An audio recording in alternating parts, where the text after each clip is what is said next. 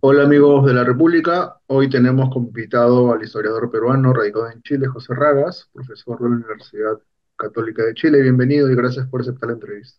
No, gracias a ti, Enrique. Un gusto conversar contigo y con los amigos de Perú que nos escuchan. Usted tiene un libro bastante reciente sobre Alberto Fujimori, centrado en los años 90, pero su influencia sobre la política peruana no se detiene.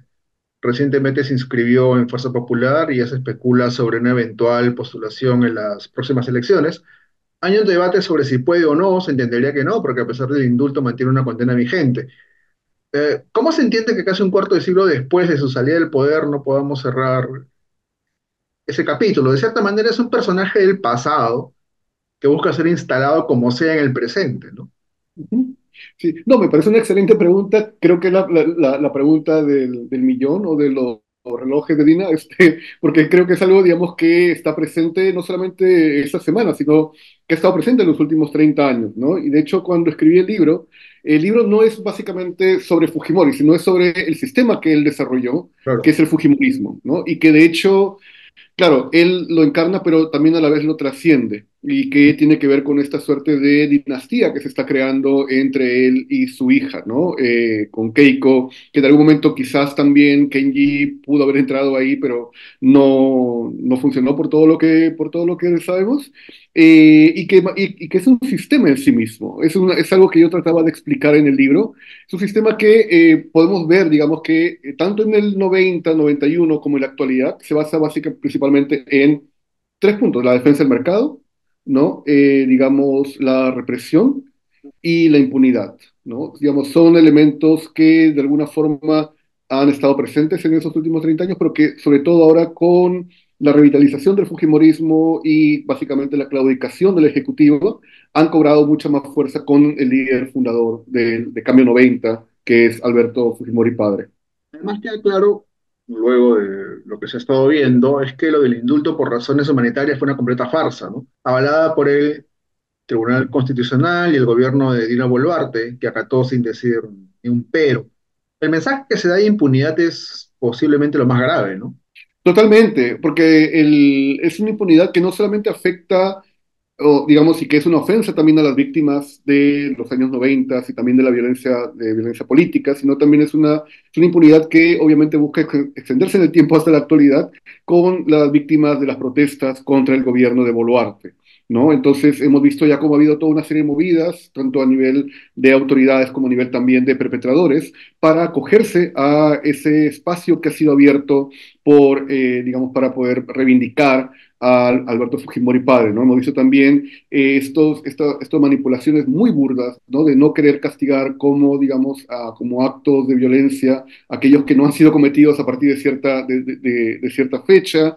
Entonces, es una cuestión que es, digamos, que no es una cuestión netamente judicial, sino que afecta, erosiona las bases mismas del contrato social, ¿no? El que no puedes actuar así contra ciudadanos, el Estado no puede actuar así contra ciudadanos, ya sea eliminándolos, ¿no? Digamos, en el pasado, dentro de un contexto de violencia política, esterilizaciones forzadas también, o incluso también en democracia, en protestas. Entonces, lo que está pasando ahora con Fujimori padre, que es esta búsqueda de impunidad, y que es básicamente volver al poder, tanto él o su hija, como una manera de legitimar esa impunidad a nivel nacional. Ahora, el Fujimorismo antifujimorismo ha marcado una división social evidente. Ahí están los recientes procesos electorales mm, como muestra, ¿no? Usted como historiador, ¿cree que esta división se mantenga en el futuro? ¿Estamos muy lejos de abandonarla? Mi impresión es que no, habida cuenta de los últimos acontecimientos.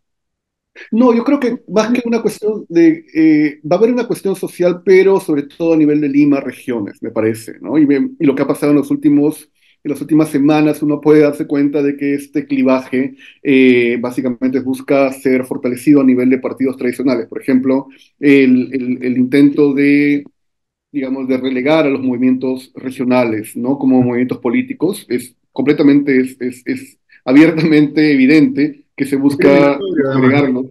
¿Perdón? Discriminatorio, además, digo. Discriminatorio totalmente, ¿no? Porque además estos movimientos son no solamente los que han permitido, los que permitieron de alguna forma también que Pedro Castillo llegue al poder en su momento, sino también los que han sido los elementos de contención y de descontento contra el gobierno actual de Dina Boluarte. Y esto no solamente pasa a nivel político, es una cuestión también incluso a nivel de centralismo cultural, lo que está pasando con el proyecto de ley contra las películas y el cine regional también, ¿no? Entonces, es como una cuestión de afianzar un poder en Lima, como pensar, digamos, que Lima va a garantizar o que, digamos, atrincherándose en Lima, en todo sentido de la palabra, de manera social, cultural y también política y judicial, va a evitar que haya una suerte de voltear el escenario político del año 26, ¿no? Que fue lo que pasó finalmente el 21 y que eso es algo que la clase política, esta coalición política de partidos tradicionales que son limeños, como el PPC que está volviendo, por ejemplo, ¿no? El APRA también, ¿no? Incluso Renovación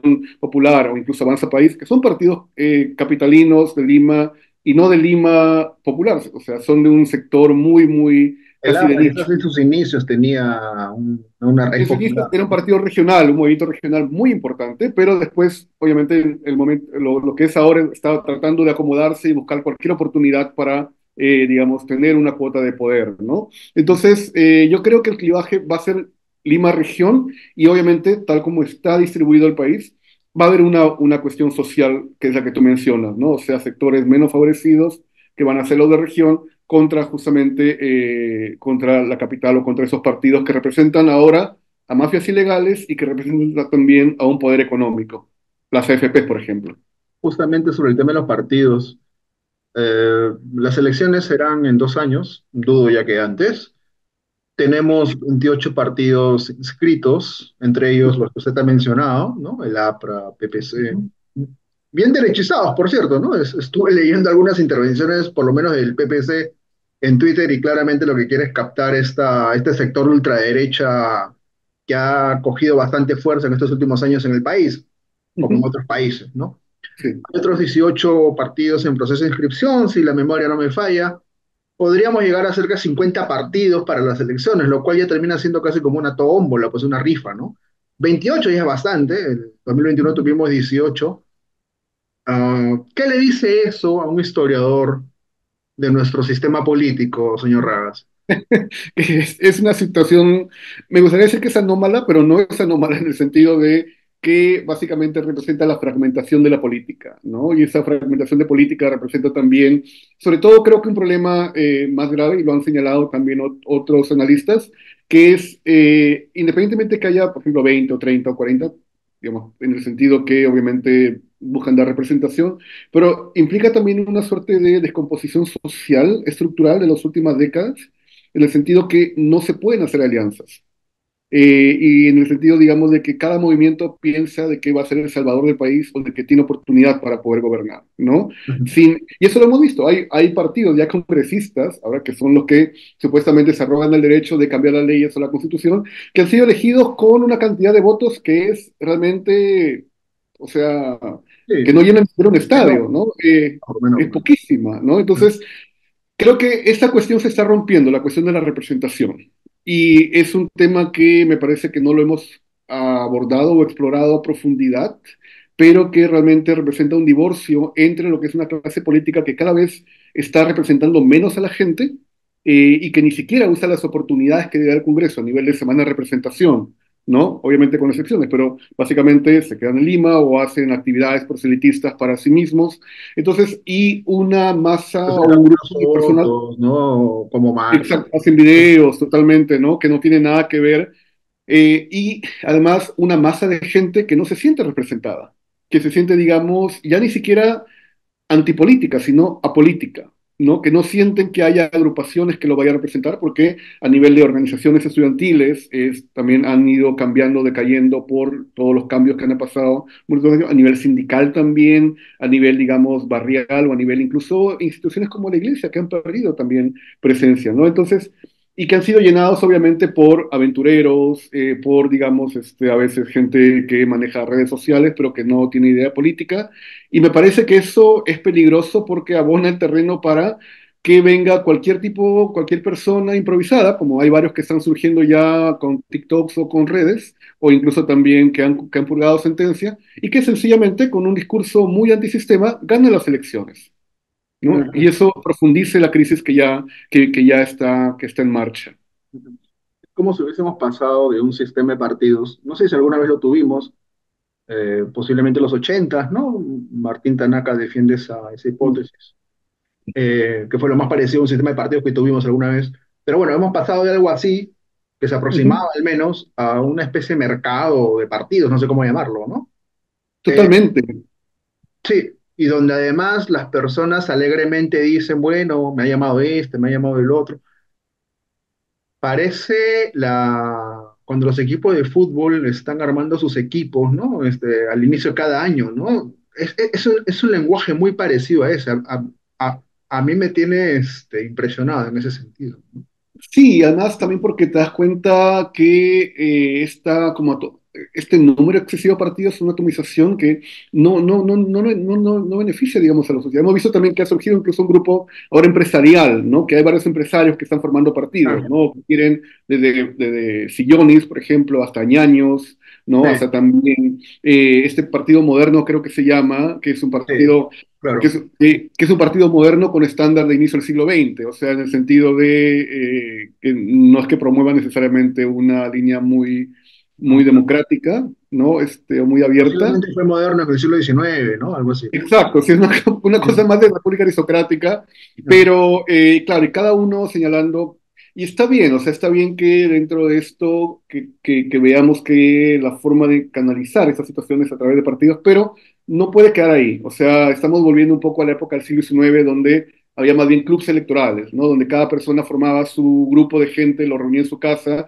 y proclamaba, digamos, su candidatura. O sea, la idea de los partidos justamente era poder tener la capacidad logística y también la habilidad para poder ser una suerte de paraguas, o sea, de agrupar a diferentes tendencias que Mm. pueden ser distintas, pero que tenían elementos en común, ¿no? En ese sentido, el Fujimorismo lo que hizo fue no crear un partido, el Fujimorismo nunca creó un partido en los 90, eso es lo No, más curioso, o sea, fue un pues iba partido cambiando de posterior. manera permanente, claro.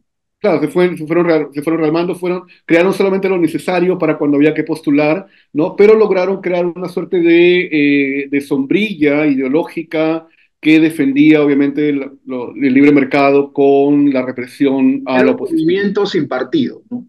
Era un movimiento sin partido, exactamente, porque se dieron cuenta que no necesitaban lo institucional, ellos mismos habían horadado las instituciones y Fujimori trataba de establecer un vínculo directo, Directo digamos, con la gente, con claro. la gente, ¿no? A través de periodistas, digamos, a través también de medios, ¿no? Que todos sabemos ya lo que pasó en los 90 con eso. Entonces, lo que tenemos ahora es una situación donde tenemos muchas agrupaciones, donde los partidos tradicionales realmente es una suerte como de Jurassic Park, o sea, uno no puede ver cómo estaban en la congeladora y han vuelto, pero sin haber hecho una suerte de cambio y donde no hay liderazgos, ¿no? Y esto se manifiesta sobre todo en la falta de oposición. O Mm. sea, es muy difícil armar, por ejemplo, movilizaciones, es muy difícil armar protestas, es muy difícil, me refiero a Lima, ¿no? En región obviamente hay un movimiento mucho más fuerte, porque no hay líderes visibles, ¿no? Y la gente está ahora con otras preocupaciones, o sea, en el día al día, cómo sustento, cómo pago la pensión, ¿no? De Las la prioridades universidad, son ¿no? otras, ¿no? Exactamente. Y tiene todo el derecho a hacerlo, sino el que menos también sencillamente se cansa y de seguirse en el país, que es Ujú. también una salida válida para algunos, ¿no? Entonces, es una situación compleja, que el 2016 no sé si es realmente lo que eh, solucionará digamos, en la situación que estamos pasando. No, posiblemente no.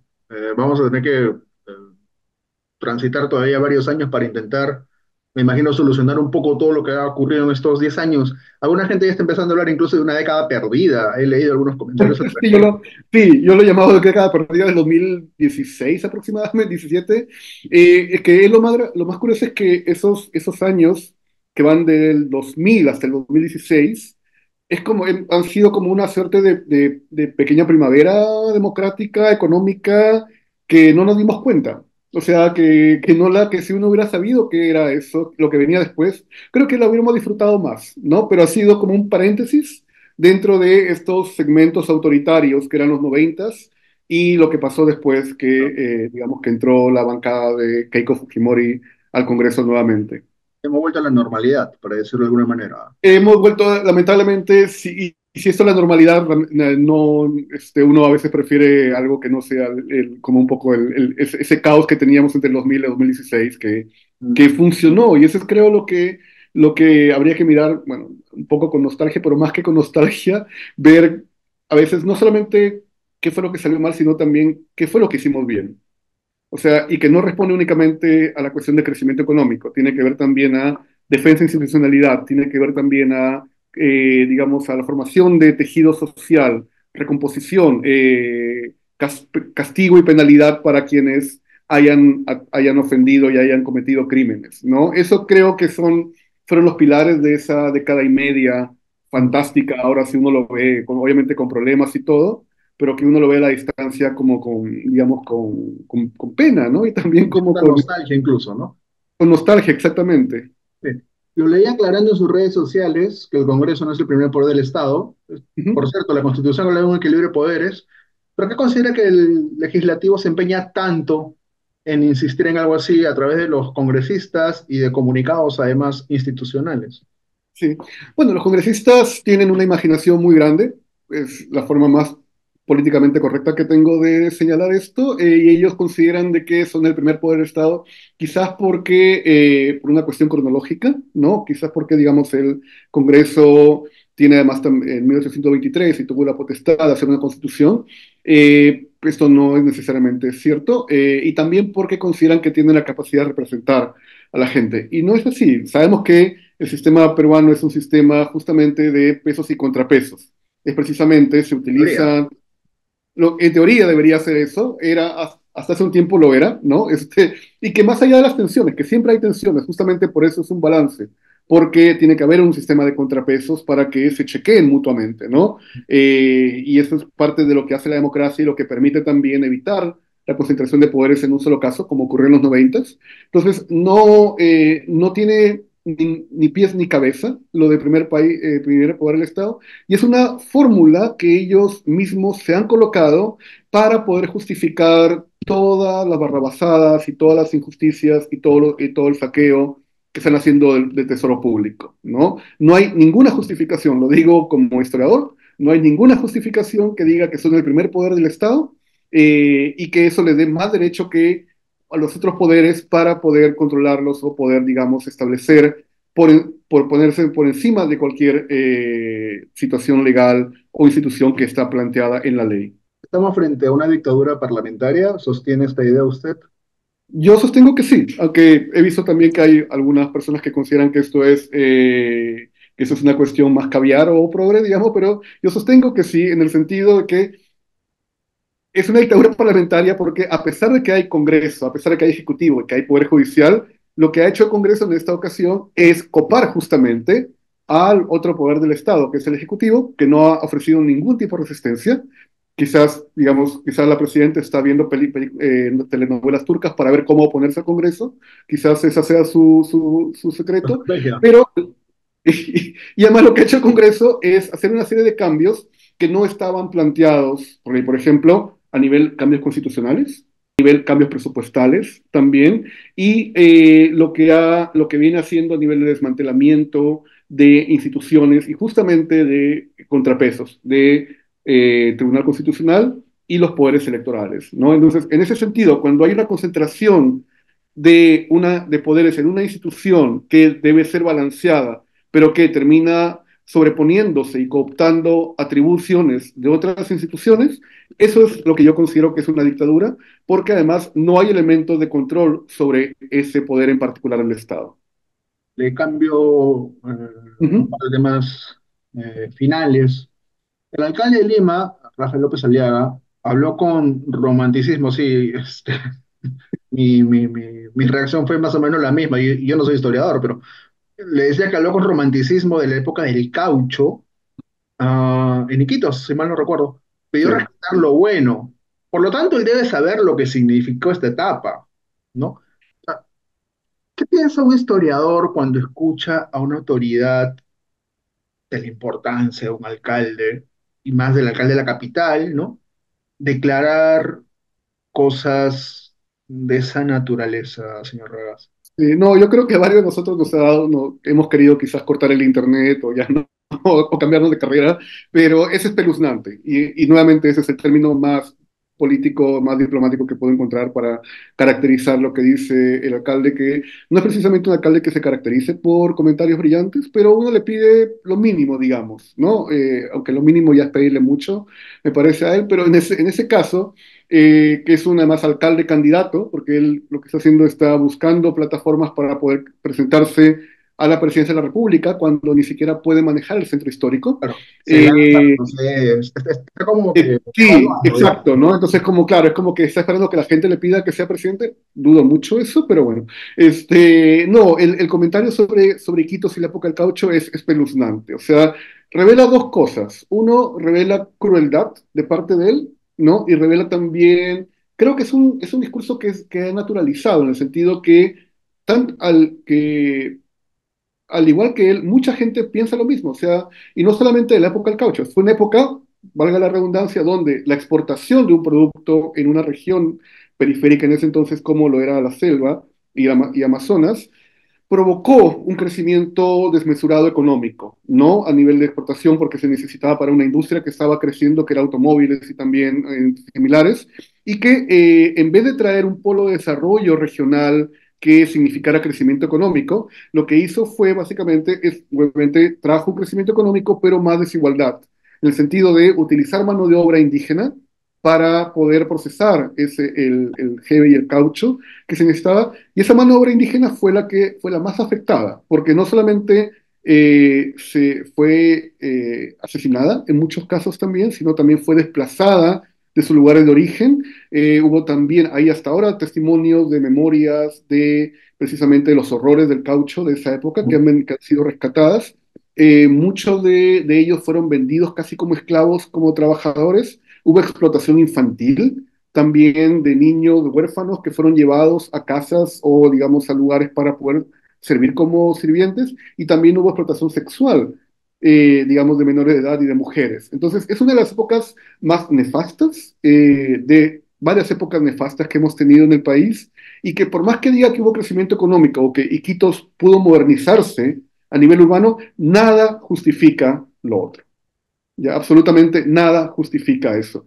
Y la cuestión es que esta narrativa de, como olvidemos lo malo, que es todo lo que he mencionado para poder, digamos, traer crecimiento económico, es un tipo de narrativa que se aplica no solamente a esa época, se aplica también, por ejemplo, a los noventas. Es Mm, como, sí, hubo muertos, sí, hubo la cantuta Grupo Colina, pero ¿sabe qué? Eso no importa porque tuvimos malls, ¿no? Porque tuvimos centros comerciales, porque tuvimos internet, ¿no? Porque salimos de la hiperinflación. Entonces, es una cuestión en la cual tú no puedes justamente traer los dos elementos y decir, no, no traigamos el otro, porque lamentablemente la forma en la cual el crecimiento económico se ha dado en el país ha sido precisamente a personas, ¿no? Esto es algo un poco que trato de explicar en el libro en los años de Fujimori, o sea, cómo en los años 90 el crecimiento económico, y que uno puede también vincularlo con lo que pasó en Iquitos, una cosa no justifica la otra, ¿no? O sea, son partes constitutivas de una misma realidad, lamentablemente. Entonces, la cuestión es, ¿cómo hacemos, al menos primero en Iquitos, como para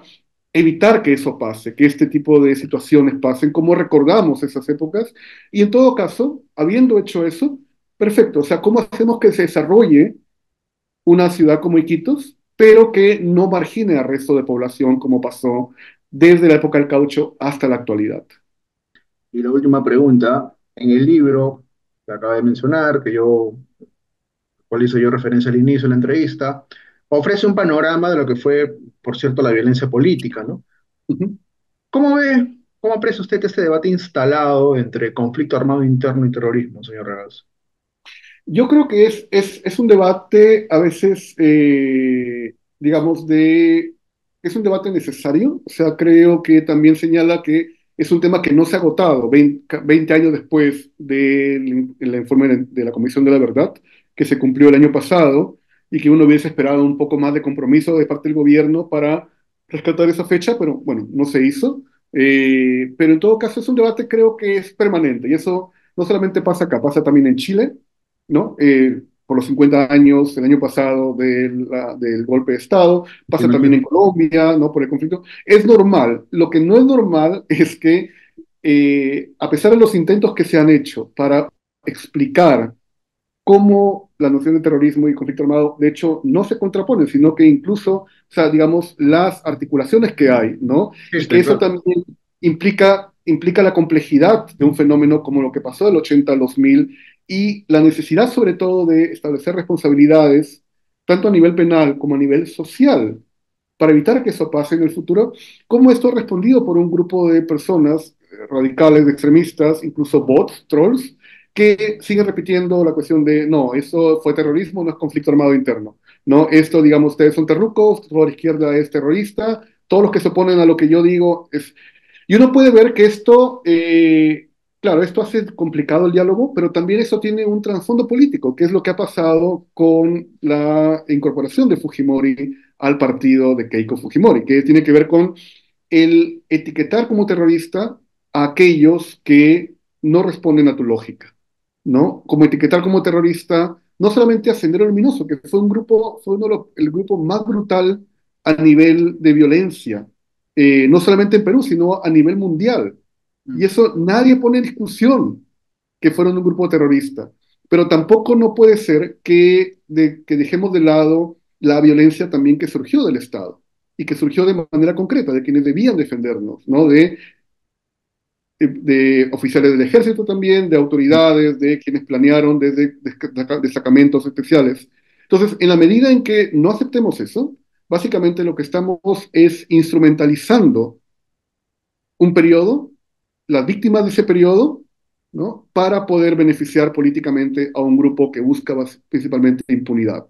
¿Ya? Ujú. Y eso me parece que es lo más peligroso de todo este debate, que no solamente se ha manifestado a nivel judicial, sino se manifiesta incluso ahora también a nivel cultural, ¿no? Dentro de este término tan absurdo y tan tonto que ponen los libertarios que se llama batalla cultural, que llaman Mm. ellos, ¿no? La de buscar atacar, por ejemplo, películas, buscar desfinanciarlas, sin debate previo. Nunca han llamado a un debate, básicamente lo que dicen ellos y lo que ellos quieren imponer en los colegios, en las salas de cine, en los museos, en los Visión archivos, particular de las cosas, claro.